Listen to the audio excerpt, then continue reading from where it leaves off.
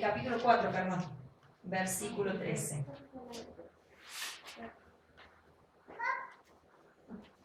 Lo vamos a leer desde ahí para que nos ubiquemos más o menos en la palabra. Dice: vamos ahora, los que decís, hoy y mañana iremos a tal ciudad y estaremos ayunando y traficaremos y ganaremos, cuando no sabéis lo que será mañana, porque ¿qué es vuestra vida? Ciertamente es neblina que se aparece por un poco de tiempo y luego se desvanece. Eso dice la palabra.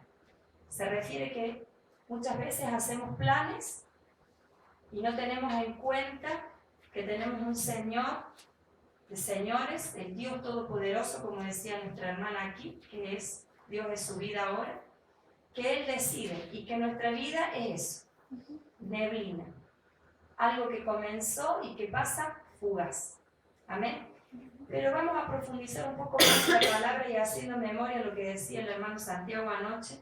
Vamos a leer y vamos a pensar entre todos qué es lo que quiere el Señor que nosotros hagamos con esta vida, que es aparentemente, ¿no es cierto?, tan corta, y a nosotros a veces se nos hace tan larga, tan pesada, tan llena de circunstancias por resolver. Vamos a buscar ahora en la palabra del Señor. Yo escogí para contarles la historia de Pablo, la conversión de Pablo. En realidad nos vamos a detener, lo vamos a ir buscando en 2 de Corintios. Hay bastantes pasajes allí para leer. 2 de Corintios, capítulo 11.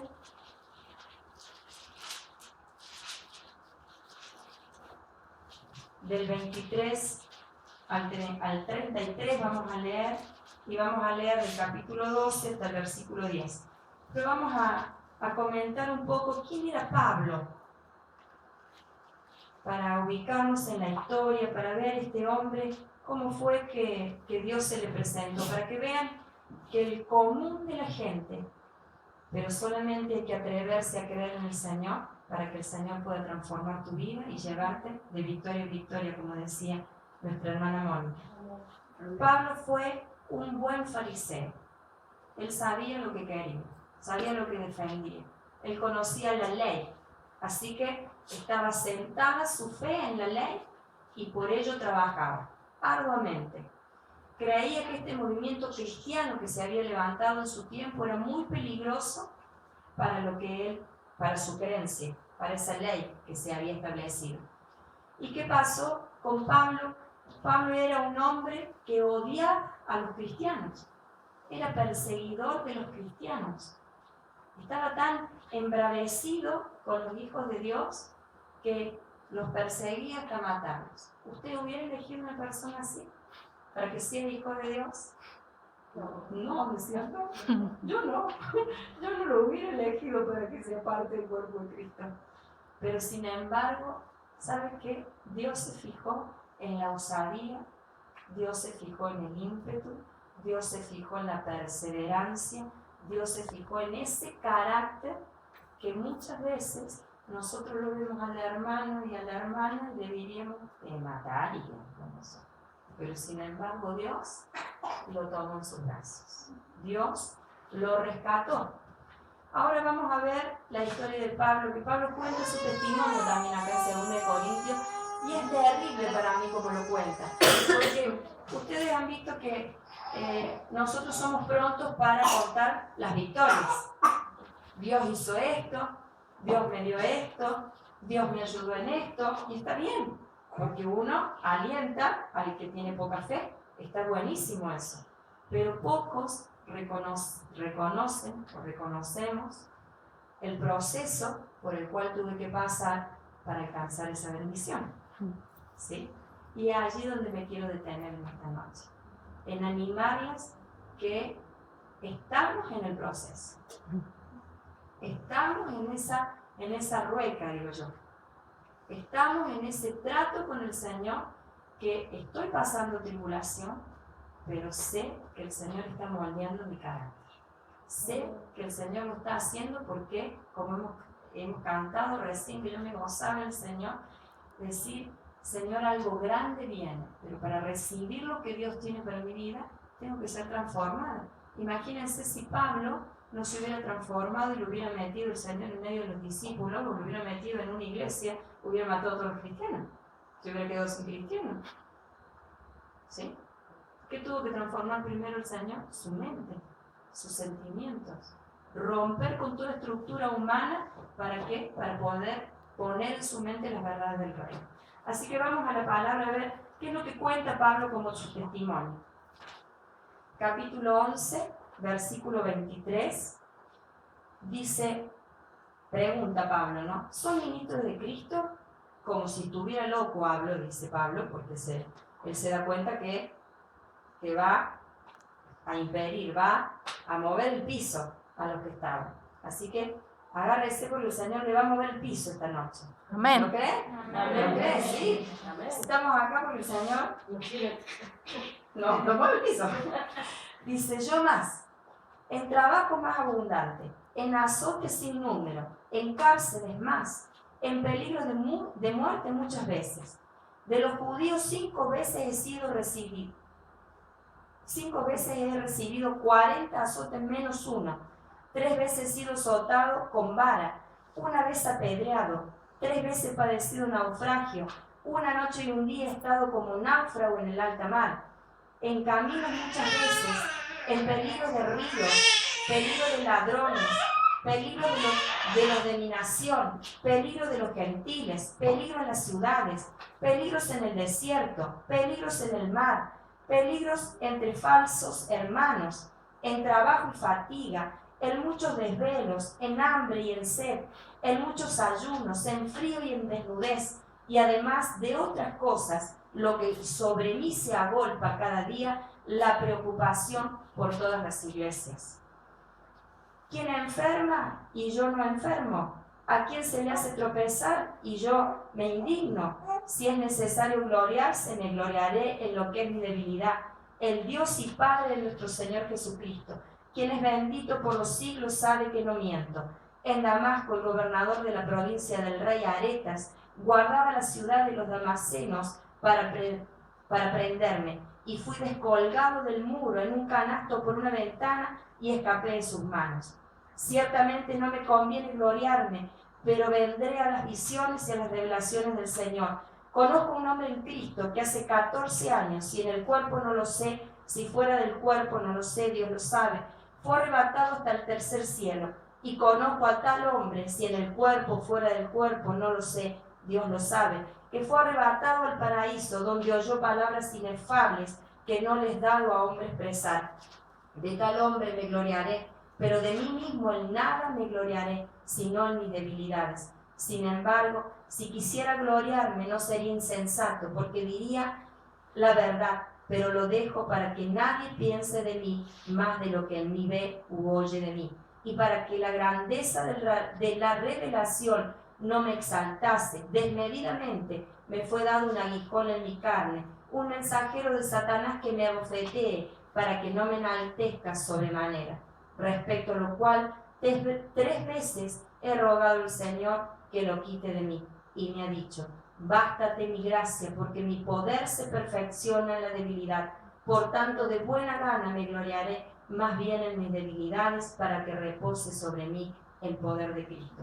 Por lo cual, por amor a Cristo, me gozo en las debilidades, en afrentas, en necesidades, en persecución, en angustia, porque cuando soy débil, entonces soy fuerte.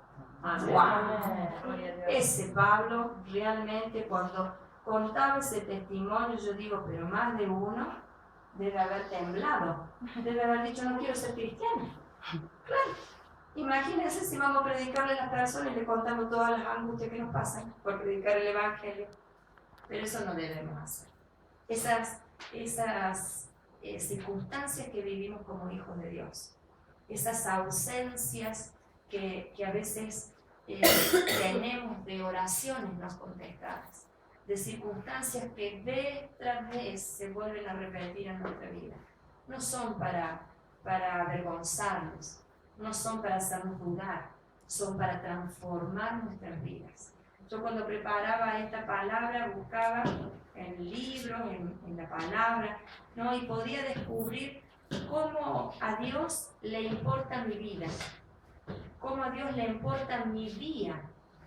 Leí en un libro que dice que Él tiene en cuenta hasta cuando yo levanto un papel del suelo, cuál es mi intención, qué es lo que estoy pensando. Cuando estoy conversando con una persona, ¿cuáles son mis pensamientos mientras mi boca dice otra cosa? ¿No? ¿Les ha pasado alguna vez? Que han estado hablando con alguien y qué bonita que está. Hoy queda horrible eso. Eso Dios lo sabe. Pero no lo usa para avergonzarnos, no lo usa para atemorizarnos, no lo usa para despreciarnos, sino lo usa para tratarnos. ¿Por qué? ¿Qué quiere hacer? Moldearnos a su imagen y semejanza. Yo mientras leía ese relato de Pablo, que para mí es estremecedor, porque lo leí de corrido, pero yo le invito a que usted lea la conversión de Pablo. Cuando Pablo se encuentra con el Señor que se encontró usted, con el Señor que me encontré yo, dijo su nombre y allí cayó rendido Pablo a los pies del Señor. No pudo negar su gloria, no pudo negar que Él era su Salvador, que era lo que necesitaba, como recién contaba el testimonio de nuestra hermana. Ella un día dijo que no le servía lo que le estaban ofreciendo, pero en poco tiempo tuvo que reconocer que era lo único que la podía sacar de esa situación. Amén. Y esa conversión que hace el Señor en la vida de Pablo, esa transformación, es la que el Señor está haciendo en nuestras vidas. Yo trataba de recordar en este tiempo todas las situaciones difíciles que me habían tocado vivir, ¿no? Y podía ver en mis reacciones, ¿no? Cuando uno lee la palabra, siempre dice la palabra que es un espejo. Yo me tengo que reflejar primero en ella, vivirla, permitir que la palabra me transforme y después poder transmitirla. Y yo podía ver cómo en muchas ocasiones me he enojado, en muchas situaciones me he prestado mi mente a la duda, mi fe ha menguado, mis fuerzas se debilitaron, ¿no? Pero nunca les puedo decir, hermanas, que el Señor dejó de hablar a mi corazón. Nunca el Señor dejó de mostrarme el camino que yo debía de seguir. Pasé por tiempos de desierto, de tiempos donde no podía escuchar la voz de Dios, tiempos de ceguera espiritual, que leía la palabra y no la entendía, pero el Señor se encargaba de rodearme, ¿no? ¿Y a qué va este mensaje? ¿A qué va? ¿Por qué compartir esta palabra? Volvemos al título, para que vos revises en esta noche qué es tu vida. ¿Qué es tu vida? ¿Qué es lo que estás haciendo con tu vida? ¿La estás disfrutando?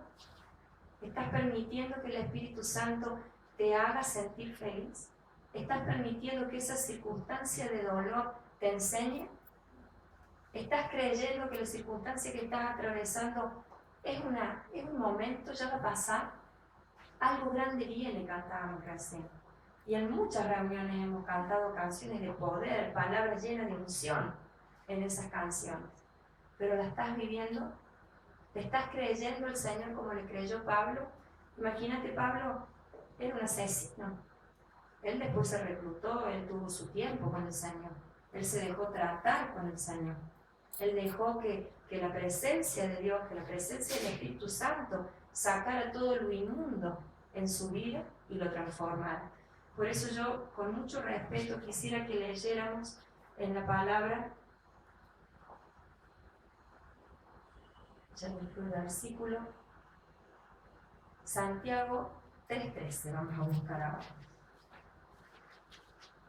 Pablo se tuvo que enfrentar a quién él era realmente para dejarse transformar por el Señor. Y es lo que creo que el Señor quiere hacer también con nuestras vidas. ¿Querés ser transformada por el Señor? Amén. Que su poder te llene de victoria, que puedas alcanzar esas bendiciones que Jessie decía recién mientras nos ministraba con la alabanza. Vamos a leer 3:13. Dice: ¿quién es sabio y entendido entre vosotros? muestre por la buena conducta sus obras en sabia mansedumbre. Pero si tenéis celos amargos y contención en vuestro corazón, no os jactéis, ni mintáis contra la verdad, porque esta sabiduría no es la que desciende de lo alto, sino terrenal, animal, diabólica. Porque donde hay celos y contención, allí hay perturbación y toda obra perversa. Pero la sabiduría que es de lo alto es primeramente pura, después pacífica, amable, benigna, llena de misericordia y de buenos frutos, sin incertidumbre ni hipocresía, y el fruto de justicia se siembra en paz para aquellos que hacen la paz. Amén. Yo cuando leí esta palabra dije, Señor, cubrime, porque es fuerte la palabra, es fuerte la palabra. Pablo tuvo que dejarse tratar por el Señor. En esta noche yo no vengo a levantar un dedo acusador, no vengo a poner en tela de juicio la vida de nadie, mis hermanos, porque primero el Señor lo hizo conmigo. Pero sí es el deseo del corazón de Dios, y así lo creo, que revisemos estos pecados en nuestro corazón. El celo, la contención, los celos amargos, no cualquier celo, el celo que produce la amargura, el desear ser como el otro, el querer tener lo que tiene el otro, el decir, ¿por qué mi hermana prospera y yo no? ¿Por qué en la casa de esta persona se vive así y yo no? Esos son los celos amargos, que el Señor nos quiere sacar de nuestro corazón. A veces nos cuesta rendirnos a la disciplina del Señor porque duele la carne, digo yo siempre. Pero es preferible pasar por la exhortación del Señor, porque después viene esto que dice acá abajo, me tengo que poner los dedos. Dice, y el fruto de justicia se siembra en paz para aquellos que hacen la paz. Cuando Pablo experimentó el perdón de Dios, cuando Pablo reconoció lo que él había sido en su antigua vida, él experimentó la justicia de Dios. Y eso es lo que lo hizo a él trazar ese camino para vida eterna. Porque Pablo cumplió el propósito de Dios aquí en la tierra. Él pasó por infinidades de cosas, como leímos, pero no para vanagloria suya, como decía ahí, no para que le aplaudan, para que le palmeen la espalda, para que digan qué gran siervo que sos, qué bueno lo que hiciste. No, él qué estaba haciendo, trazando un camino para la eternidad, para que un día pueda estar en la presencia de Dios. Amén. Y eso es lo que Dios quiere hacer con tu vida, transformarte. Por eso es necesario que nos humillemos en la presencia del Señor. Yo me gozaba el jueves cuando nuestra hermana Ethel hablaba de que el Señor corría la piedra, nos llamaba por el nombre y nosotros salíamos. Ahora ella decía muy bien, no se olvidó ese detalle. ¿Alguien recuerda cómo salió Lázaro? ¿Cómo salió? Todo vendado. Todo vendado, todo atado. ¿Sabe cuál es la tarea de la iglesia? Jesús le dijo, ahí está Lázaro, desatadle, dijo Jesús. No le dijo, bueno muchachos, creo que se bañe, que se quite el olor, después vamos a charlar con él, a ver cómo fue, ¿no? Así como lo sacó, Edía, dice la palabra, Yede, dice, Yede. Hace varios días que Lázaro estaba por de adentro. Así como estaba, la iglesia, sus discípulos, la gente que lo amaba, lo tuvo que tomar y desatarlo. Esa es la tarea que vos, que yo, que nuestras hermanas tienen que hacer. La misericordia de Dios transformada en nuestra vida para desatar a esas vidas que han venido como nosotros vinimos un día en opresión. Pero para eso, para yo tener la autoridad de ministrar una vida, para tener